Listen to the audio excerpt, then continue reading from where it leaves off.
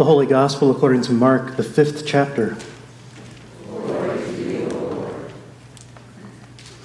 When Jesus had crossed again in the boat to the other side, a great crowd gathered around him, and he was by the sea. Then one of the leaders of the synagogue named Jairus came, and when he saw Jesus, he fell at his feet and begged him repeatedly, "My little daughter is at the point of death. Come and lay your hands on her, so that she may be made well and live." So Jesus went with him, and a large crowd followed him and pressed in on him. Now there was a woman who had been suffering from hemorrhages for 12 years. She had endured much under many physicians and had spent all that she had, and she was no better, but rather grew worse. She had heard about Jesus and came up behind him in the crowd and touched his cloak. For she said, "If I but touch his clothes, I will be made well." Immediately her hemorrhage stopped, and she felt in her body that she was healed of her disease. Immediately aware that power had gone forth from him, Jesus turned about in the crowd and said, "Who touched my clothes?" And his disciples said to him, "You see the crowd pressing in on you. How can you say, 'Who touched me?'" Jesus looked all around to see who had done it. But the woman, knowing what had happened to her, came in fear and trembling, fell down before him, and told him the whole truth. Jesus said to her, "Daughter, your faith has made you well. Go in peace and be healed of your disease." While he was still speaking, some people came from the leader's house to say, "Your daughter is dead. Why trouble the teacher any further?" But overhearing what they said, Jesus said to the leader of the synagogue, "Do not fear, only believe." He allowed no one to follow him except Peter, James, and John, the brother of James. When they came to the house of the leader of the synagogue, Jesus saw a commotion, people weeping and wailing loudly. When he had entered, he said to them, "Why do you make a commotion and weep? The child is not dead, but sleeping." And they laughed at him. Then they put them all outside and took the child's father and mother and those who were with him and went in where the child was. Jesus took her by the hand and said to her, "Talitha cum," which means, "Little girl, get up." And immediately the girl got up and began to walk about. She was 12 years of age. At this, they were overcome with amazement. He strictly ordered them that no one should know this and told them to give her something to eat. The Gospel of the Lord. Praise to you, O Christ.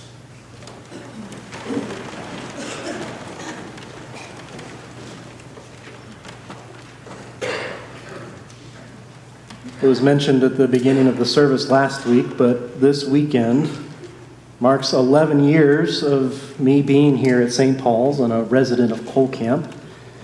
It feels both like a flash, while also feels kind of like forever with you people. But I can tell I've been living here for this long because I'm kind of turning into you. Every time we go to Sedalia and we drive up there, we think, man, the traffic up here is awful. This place has spoiled us with traffic and crowds. I mean, I know I've mentioned to you probably ad nauseum over the years that I used to regularly have to drive in rush hour around the DC Beltway. I was accustomed to crowding onto metro subway cars and travel all around the DC area. I had become used to living in Columbus and San Antonio with all those traffics and crowds and busyness. Not that I liked traffic in any way, nobody does. And not that I ever looked forward to walking into a place that I knew would be filled with crowds of people all trying to get to the same thing. I mean, already thinking about the youth gathering in 2 weeks gets my hands a little sweaty. I was, though, however, at least used to it. But now, having lived in a one four-way stop sign town, commuting most places by foot or golf cart, the chaos of traffic and busyness and crowds creates a giant pit in my stomach. And I doubt I'm alone here, right? Yeah.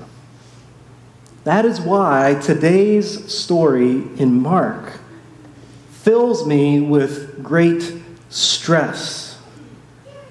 I mean, when you were listening, did you hear the thing about all the crowds? Let's real quick think about the timeline for how we've gotten to this place. So as we know, Mark's gospel starts out very quickly. Okay, so Jesus is baptized. He's tempted in the wilderness. He calls and names his disciples. He begins a preaching and teaching tour all through the area. He's angered the religious leaders. He has healed people and cured their diseases, which angers the religious leaders even more. He tells some parables which he will only explain and expand upon with his close disciples. I mean, we're only a few chapters in, and a lot has been going on. And in all of that, Jesus has already attracted a lot of attention and drawn large crowds to see what he's up to. Last week, if you were here, we heard the gospel story where Jesus stilled the stormy seas. In that story, Jesus said to the disciples, "Let's go across to the other side." And then Mark tells us that they leave that crowd behind. They get into the boats. They begin their journey across the sea. Then, of course, the storm rages around the boat. The disciples get scared. Jesus calms the storms. And then he rebukes the disciples for not having the faith to trust him. And they go on to their destination. Right, that was last week. And so now there was another story between that one and today's story, which we skipped over. But in that in-between story, that's where Jesus and his disciples get to the other side, which is probably the Gentile side. And when they get there, they're met immediately with a man who has an unclean spirit. He's possessed with a demon and has been so for a long time. So long story short, Jesus casts a legion of unclean spirits out of that person, out of this man, and these unclean spirits enter into a herd of swine who were feeding nearby. And this herd, we're told, it is 2,000 head of swine. This herd rushes down the steep bank, falls into the sea, and they drown. And that's Jesus' debut among the Gentiles. Now, whether they were scared about this power that Jesus had, or whether they were angry about the drowning of this huge herd of swine, or both, well, they kindly, I guess, asked Jesus to leave. So he and his disciples, they get back into their boat, and they head back across the sea to where they started. And that's where we pick up today. We hear when Jesus had crossed again in the boat to the other side, the original side, a great crowd gathered around him.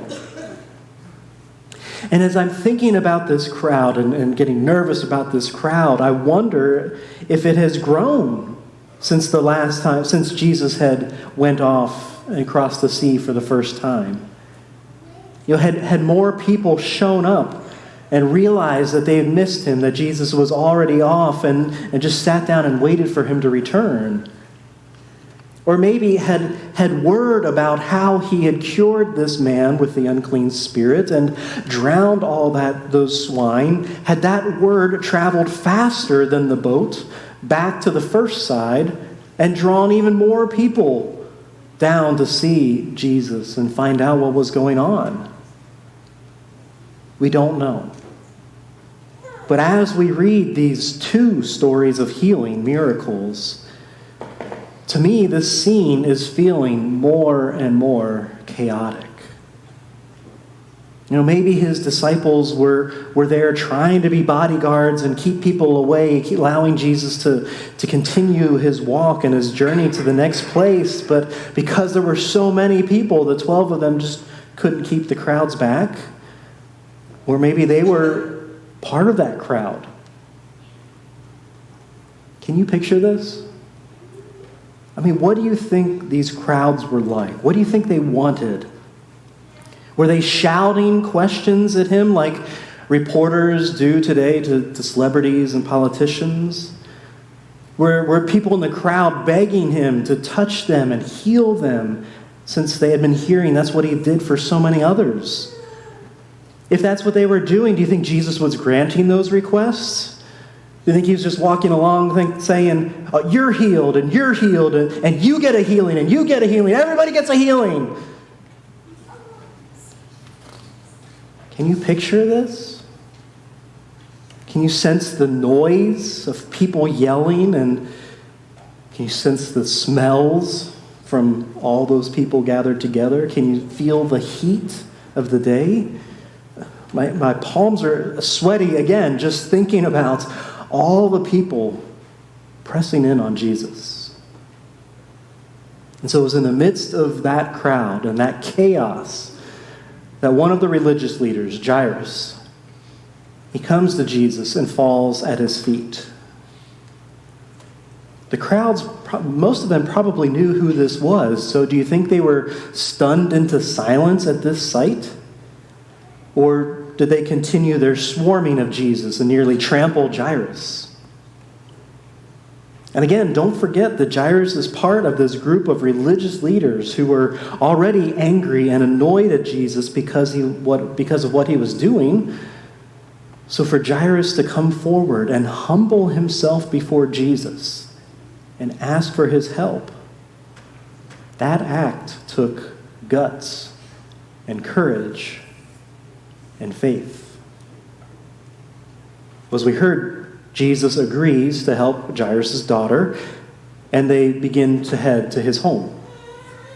But then on the way, the second story is told. We hear that a large crowd followed Jesus and pressed in on him. At this point, it's probably getting more and more difficult to even walk and move because of everybody trying to get near Jesus. But again, this is where the second story of healing breaks in. We hear about the woman suffering from hemorrhages. Well, she wants Jesus' attention too. And again, because we're not told, I wonder, had she been trying to get Jesus' attention already? Had she been a part of this crowd that was pressing in on Jesus and shouting for Jesus, and he just didn't see or hear her? Think about it. She probably had to sneak her way into that crowd and avoid touching anyone else because of her bleeding, since she would have been ritually unclean, and anyone else she would have touched or who would have touched her would have been unclean as well. But as we heard, this didn't stop her. She made her way in through the crowd and was able to touch just a piece of Jesus' clothing. And that was enough to stop her years-long bleeding. Again, another sign of the chaos that is going on there is that Jesus abruptly stops in the crowd because of this and says, "Who touched me?" And the disciples are laughing. They're saying, you see everybody here. You see the crowd pressing in on you. How can you say, "Who touched you?" Everyone's touching you. Once again, in the midst of that crowd and that chaos, this woman breaks through. She comes forward and she falls on the ground in front of Jesus. Forget the fear of being trampled by the crowd. She falls at Jesus' feet and confesses what she has done. What guts, what courage, what faith it took for her to do such a thing.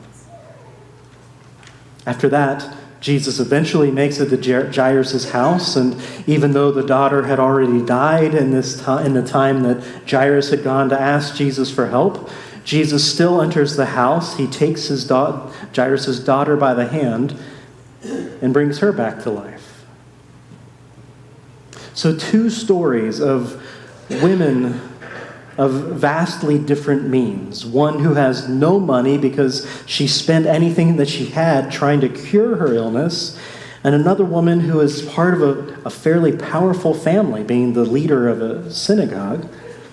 These two very different women being cured by Jesus. Which I'm sure, again, leads us to ask, what about us? Do I not have faith enough to be cured?